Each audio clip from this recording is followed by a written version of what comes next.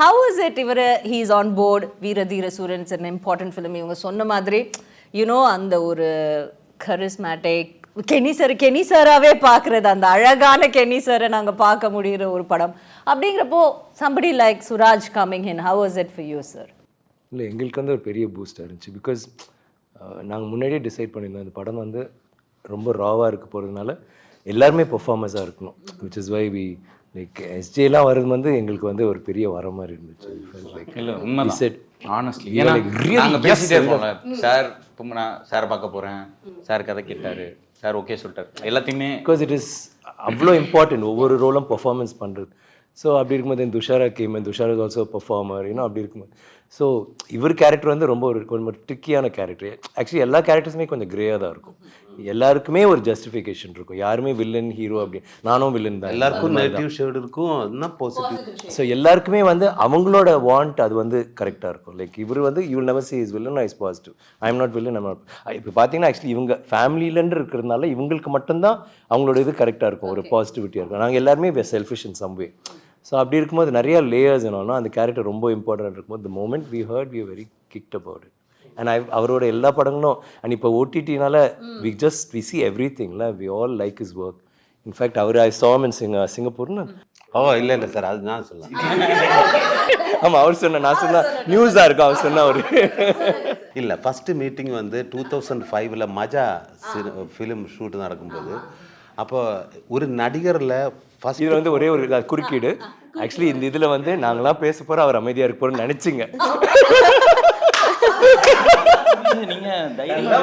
நல்லா இதெல்லாம் இங்கே வந்து கற்றுக்கிட்டதா இருக்கும். ஒரு வார்த்தை தமிழ் தெரியாது. இதெல்லாம் இங்க வந்து பேசும்போது தமிழ்ல மட்டுமே பேசுவோம். ஆமா சார், நீங்க 4 பக்கத்துக்கு 2வது நாள் கொடுத்தா பின்ன படம் முடிஞ்சா இப்படிதான் தமிழ் வரும். அது 40 பக்கமா சூப்பர் ட்ரைனிங் எல்லாரும் சார். அது எல்லாரும் ஹெல்ப் பண்ணிட்டேன். எல்லாரும் ஹெல்ப் பண்ணிட்டாங்க. இப்போ 2005 மஜா கதை மஜையில் இருக்கும்போது நான் ஃபர்ஸ்ட் என்னுடைய லைஃப்ல ஃபர்ஸ்ட் ஒரு ஃபோட்டோ எடுக்கிறது ஒரு நடிகரை கூட, அது ஹீரோட கூட, அது விக்ரம் சாரோட கூட, நானும் ஒய்ஃபு எல்லாம் இருந்து ஃபோட்டோ எல்லாம் எடுத்து போய் அதுக்கப்புறம் நான் சிங்கப்பூர் ஒரு மாலில் போய், அது எனக்கு ஃப்ளைட்டுன்னு டைம் ஆச்சு. அப்போ டே வா, என் ஃப்ரெண்டு பிடிச்சிட்டா யாராவது வருவிட போவா இன்னும் வரைஞ்சிட்டு சீக்கிரம் போகும்போது ஒரு ஆள் வந்து, அது நான் உன்னோட ஃபேனு, ஹாய் ஹலோ சுராஜ், நம்ம ஹலோ ஃபோட்டோ எடுக்கணும், ஓகே ரெடி நிற்கும்போது, ஏய் விக்ரம் சார். நிறையா சார், நான் ஒரு ஃபேன், ஒரு ஃபோட்டோ எடுத்துக்கலாமான்னு கேட்டேன். ஐயோ நான் எடுத்து சார் ஒரு ஃபோட்டோ சார், ஒரு ஃபோட்டோ எடுத்துட்டு அப்போவே எனக்கு ஆக்ரகம் இருந்தது, இவரை கூட நடிக்கணும் ஆசை இருந்தது. அதுக்கப்புறம் என்னுடைய லைஃப்பில் ஒரு பெரிய இன்ஸ்பிரேஷன் அது சார்னு இருக்குது. அது எனக்கும் வந்து சினிமையில் போனோம், மிமிக்ரியில் போனோம், இதெல்லாம் ஆசை இருந்தது. பட் ஃபேமிலி வந்து அச்சம் வந்து ஃபோர்ஸில் இருக்கார். அப்போ அவரும் ஃபோர்ஸில் போனோம். எனக்கு தால்புரம் இல்லை. அச்சம் வந்து மிலிட்ரி, பிரதர் வந்து மிலிட்ரி, நான் வந்து மிமிக்ரி. அப்ப அப்படியே போயிட்டா கொஞ்சம் டைமுக்குள்ள வாங்க சார், வாங்க சார், வாங்க வாங்க வாங்க வாங்க வாங்க சார், களத்துல இறங்குங்க. சுராஜோட இன்டர்வியூ நாங்களாம் ஆடியன்ஸ். மிமிக்ரி. அதுக்கப்புறம் ஓகே இனி என்ன செய்யும், அதுக்கு கொஞ்ச நாளுக்கு அப்புறம் கை உடஞ்சி ஆக்சிடென்ட்ல கை போச்சு. அப்போ இனி என்ன பண்ணுவோம், ஆக்டிங் எல்லாம் போச்சு, இனி வாழ்க்கையில் இன்னும் என்ன ஆகிடும். அப்போ சாரோட இன்டர்வியூ எல்லாம் பார்த்தேன். அதில் அது டாக்டர் அது நடக்க முடியாதுன்னு சொல்கிறது, அது அவரோட பேஷன்லால் அவர் எங்கேயோ ஆக்டர் லெவலில் எங்கேயோ போயிட்டார். அப்போ அது எனக்கு ஒரு பெரிய இன்ஸ்பிரேஷன் தான். அதுக்கப்புறம் லொக்கேஷனில் அது வேறு ஆள் தான்.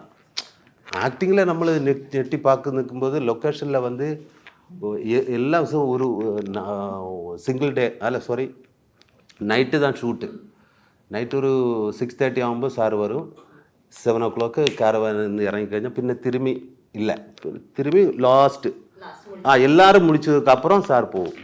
அப்போ அப்படி இறங்கி வரும். சாதாரணமாக சினிமையில் ஒரு ஹீரோ வரும்போது எல்லாரும் கூடுதல் கிட்ட வராருல, அவர் கொஞ்சம் ரெஸ்பெக்டாக பின்னாடியா கொஞ்சம் தள்ளி நிற்பார். பட் நான் எங்கேயும் பார்த்தது இல்லை, சார் வரும்போது தேனீச்சு கூடலையே அந்த மாதிரி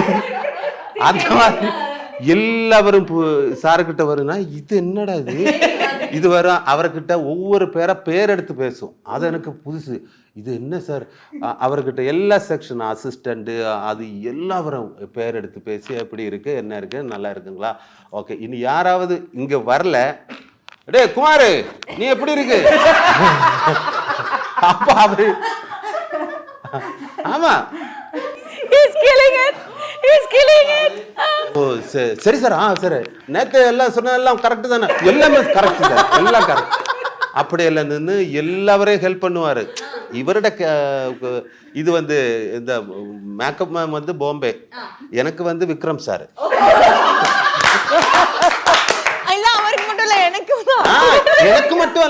எனக்கு மட்டும் அல்ல ஒவ்வொரு பேருக்கும் சார் ஃப்ரீயே நிற்கவே இல்லை. ஃபுல் எனர்ஜெட்டிக்காக ஒரு பேசணும். அதாவது ஒரு இடைக்கு கேமராவில் ஒரு கட்டர் போடுறேன், சரி வெயிட் பண்ண அது ஃபைட்டு கை உடைஞ்சா ஓகே, அது இந்த க்ரீம் போடு எல்லாம் அது மேக்கப் இவருக்கு எல்லாருக்கும் மேக்கப் எல்லாம் இது கொடுத்து இந்த மாதிரி ஒரு எனர்ஜெட்டிக்கான ஒரு ஆளு நான் பார்த்ததே இல்லை. இது எல்லா யூனியன்லயும் கார்டு போட்டிருக்காரு. டிஃபரெண்டான ஆளு. அது ஒரு God's gift sir. What an actor, what an amazing person. Love you sir. உங்க கூட ஒர்க் பண்ணது எனக்கே தெரியாது, அது ரொம்ப சந்தோஷம். ஐயோ ஆனா சிராஜ் சார் நீ இவ்வளவு பிரிவுகிட்ட இருக்கு, நாங்களாம் வாயடிச்சு போயிருக்கோம்ப்பா. ஐயோ ஹவ் ஃபன்னி இஸ். அவர் மிலிட்டரி, இவர் மிலிட்டரி, நம்ம மிலிட்டரி. இன்டர்வியூக்கான பர்பஸ் முடிஞ்சு